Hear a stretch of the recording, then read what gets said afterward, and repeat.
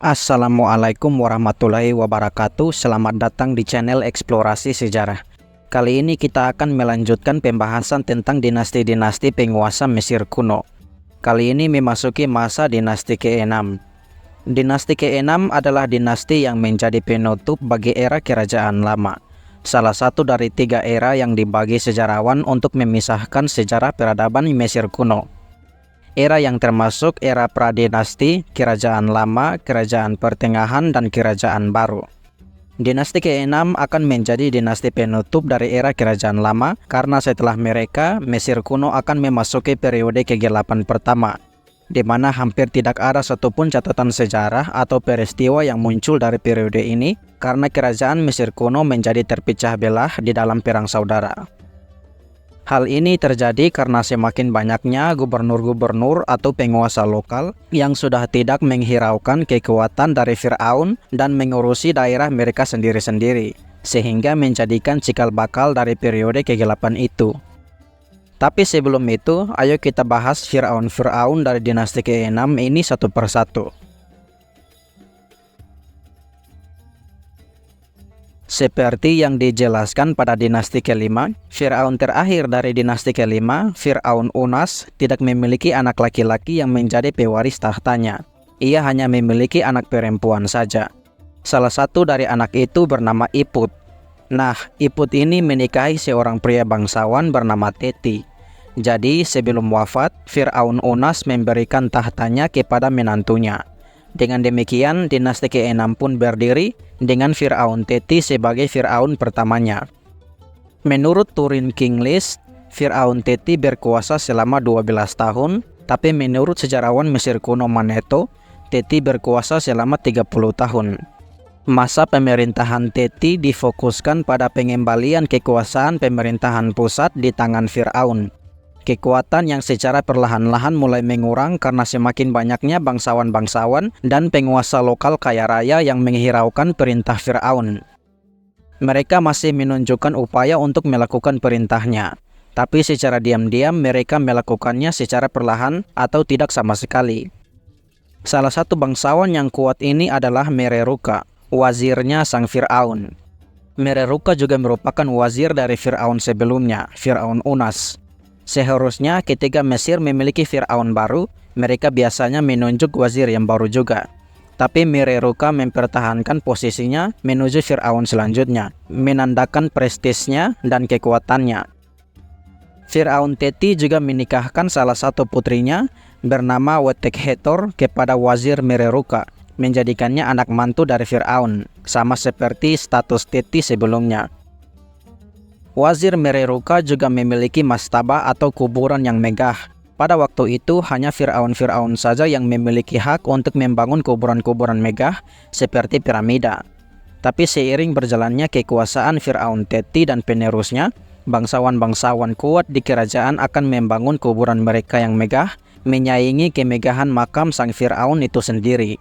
Wazir Mereruka ini adalah salah satu non-royal yang memiliki hak untuk membangun makam mewah. Teti juga dikenal sebagai Firaun pertama yang membangun kuil bagi Dewi Hathor, dewi musik, cinta, dan seksualitas di kota Abydos. Menurut Manetho, ada sebuah konspirasi yang terjadi di istana antara istri-istri dan selir sang Firaun.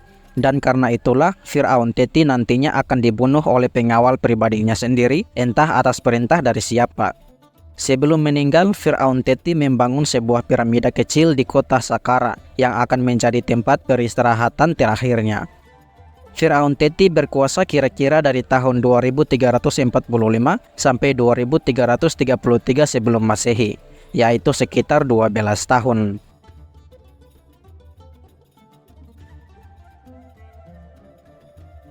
Firaun Userkare adalah anak dari Firaun Teti dan istri keduanya, Ratu Kuit, menjadikannya Firaun kedua dari dinasti ke-6 Mesir kuno.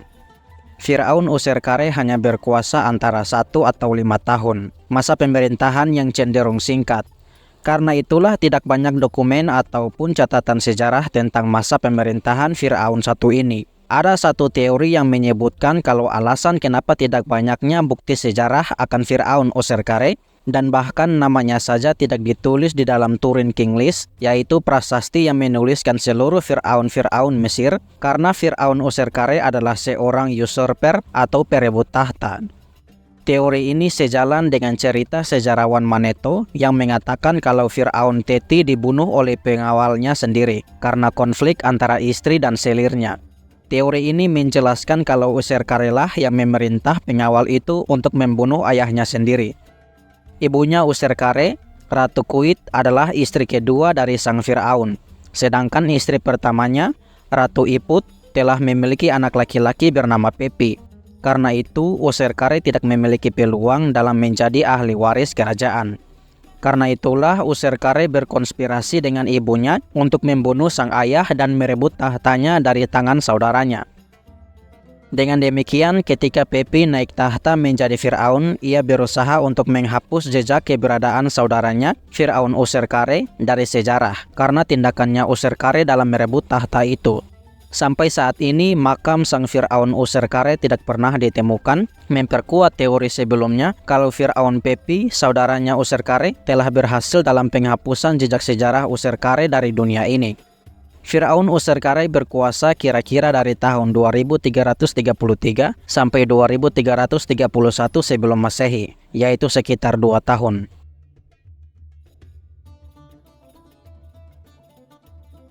Penerus dari Fir'aun Userkare adalah Fir'aun Pepi ke-1, anak dari Fir'aun Teti dan istri pertamanya, Ratu Iput, menjadikan Pepi ke-1 sebagai Fir'aun ke-3 dari dinasti ke-6 Mesir kuno.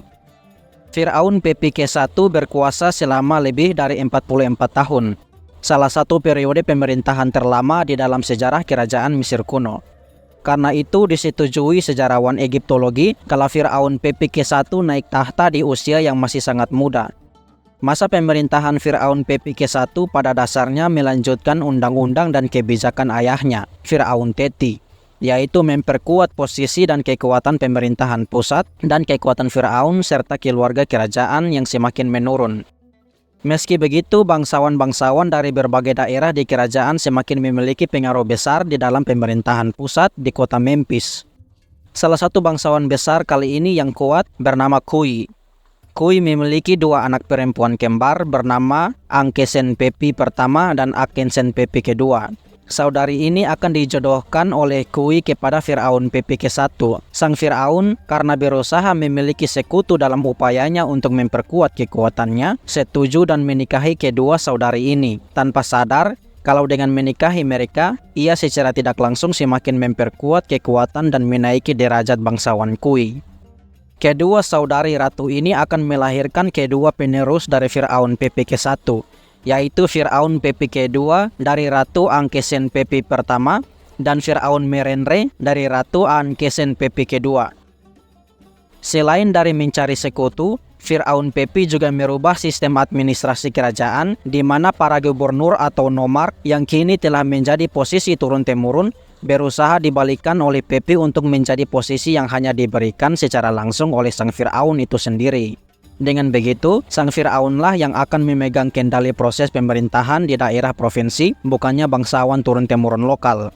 Tentu saja banyak yang memprotes kebijakan ini, bahkan ada yang secara terang-terangan menolak kebijakan sang Fir'aun dengan memberikan suap kepada gubernur pilihan Fir'aun untuk secara tidak langsung menjadi boneka dari bangsawan lokal ini. Tapi kebijakan ini cenderung berhasil karena beberapa gubernur dan administrator yang ditunjuk oleh Fir'aun Pepi ke-1 datang dari kaum awam, berpendidikan yang setia kepada Fir'aun mereka, yang pada saat itu dianggap sebagai penjelmaan dewa oleh rakyat awam. Hal inilah yang membuat masa pemerintahan Fir'aun Pepi ke-1 berlangsung sangat lama, dan relatif tentram, damai dan sejahtera. Selain dari merubah kebijakan politik, Fir'aun Pepi ke-1 juga memiliki beberapa proyek pembangunan. Pepi membangun beberapa bangunan, terutama kuil-kuil yang didedikasikan untuk penyembahan sang Fir'aun itu sendiri. Kuil-kuil ini dibangun di berbagai daerah dan provinsi untuk mengingatkan orang-orang kalau Fir'aunlah yang menguasai wilayah itu, bukannya gubernur. Fir'aun Pepi juga sempat melakukan kampanye militer di tanah Nubia di selatan Mesir dan ekspedisi kapal dagang ke berbagai wilayah di Timur Tengah, terutama di daerah bangsa Kanaan, untuk memperkuat ekonomi kerajaan. Firaun Pepi ke-1 dikuburkan di piramidanya yang kini hanya tersisa reruntuhannya saja. Untungnya, ruang pemakaman tempat penyimpanan sarkofagusnya sang Firaun masih ada dan bisa dilihat sampai saat ini. Firaun Pepi ke-1 berkuasa dari tahun 2331 sampai 2287 sebelum Masehi, yaitu sekitar 44 tahun.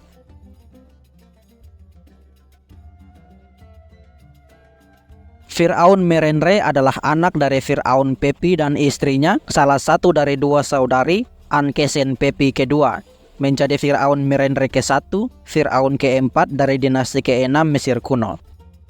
Di masa pemerintahan Firaun Merenre pertama, kekuatan bangsawan dan gubernur lokal kembali meningkat dan kekuatan pemerintahan pusat kembali menurun. Ini disebabkan karena Firaun Merenre kurang lincah dalam berpolitik seperti ayahnya. Ia membiarkan gubernur-gubernur lokal untuk memberikannya hadiah dan uang suap agar sang Firaun tidak terlibat dalam pemerintahan lokal mereka dan hanya menerima servis seremonial saja. Firaun Merenre ini hanya menjadi kepala figur dan simbol belaka, sedangkan kekuatan sebenarnya dipegang oleh gubernur dan bangsawan regional. Sedangkan kekuatan keluarga bangsawan kemungkinan dipegang oleh wazir atau pamannya, kakak laki-laki dari dua ratu bersaudara, Wazir Jau. Selain dari itu, Firaun Merenre ke-1 juga sempat mengirim ekspedisi ke tanah Nubia, tapi lebih ke bidang perdagangan di mana sang Firaun diberikan tribut atau upeti oleh kepala-kepala suku bangsa Nubia. Firaun Merenre ke-1 memiliki sebuah piramida yang ia bangun di kota Saqqara yang menjadi tempat peristirahatan terakhirnya. Firaun Merenre ke-1 berkuasa dari tahun 2287 sampai 2278 sebelum Masehi, yaitu sekitaran 9 tahun.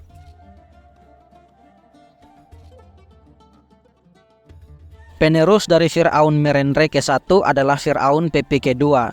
Ia adalah adik laki-laki dari Firaun Merenre ke-1, anak dari Firaun Pepi ke-1 dan Ratu Ankesen Pepi ke-1, menjadi Firaun Pepi ke-2 sebagai Firaun ke-5 dari dinasti ke-6 Mesir kuno. Firaun Pepi ke-2 adalah salah satu Firaun paling terkenal di kalangan sejarawan Egiptologi karena masa pemerintahannya yang sangat panjang dan lama, yaitu sekitar 94 tahun. Firaun Pepi ke-2 dianggap naik tahta pada saat usia yang sangat muda. Jadi kemungkinan Firaun Pepi ke-2 hidup selama kurang lebih 100 tahun. Sebuah pencapaian yang sangat langka di masa itu, karena pengetahuan tentang kesehatan yang masih sangat minim.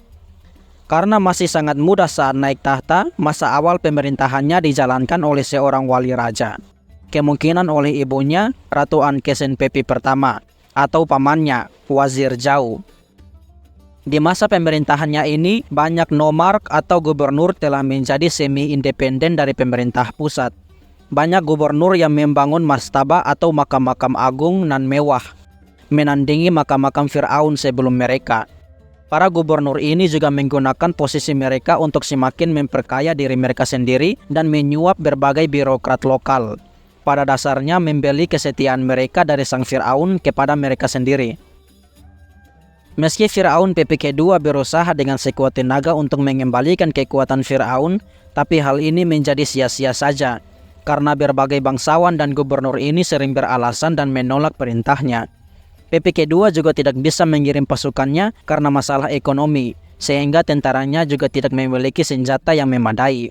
Bangsawan lokal ini menjadi penagih pajak kepada rakyat awam dan menyimpan pajak-pajak itu untuk diri mereka sendiri tanpa memberikan sepeser pun kepada sang Firaun, semakin memperburuk kondisi keuangan negara dan keluarga kerajaan. Firaun Pepi ke-2 memiliki dua anak laki-laki yang nantinya akan menjadi penerusnya, yaitu Merenre ke-2 dan Nedjerkare. Ia meninggal dan dikuburkan di piramidanya, piramida Pepi ke-2 yang dibangun di bagian selatan kota Saqqara. Ia berkuasa dari tahun 2278 sampai 2184 sebelum Masehi, yaitu sekitar 94 tahun.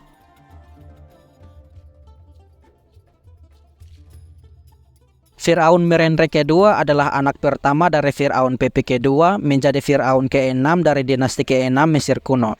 Saat ia naik tahta, Firaun Merenre telah memasuki usia senja karena lamanya masa pemerintahan ayahnya. Karena itulah tidak banyak hal yang diketahui tentang masa pemerintahannya, yang disebut hanya berlangsung selama 1 tahun itu. Tapi yang paling pasti adalah kerajaan Mesir kuno telah memasuki penurunan drastis. Berbagai wilayah dan provinsi kini pada dasarnya telah menjadi independen dan sang Fir'aun hanya menjadi simbol saja. Bayangkan seperti posisi Kaisar Jepang di periode Sengoku. Gubernur lokal saling bertengkar satu sama lain tanpa memperdulikan posisi Fir'aun. Ia meninggal di tahun 2184, tahun yang sama saat ia naik tahta.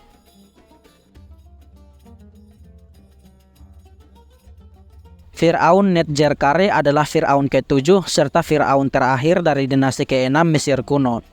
Ia adalah anak kedua dari Fir'aun Pepi kedua dan adik laki-laki dari Fir'aun Merenre kedua.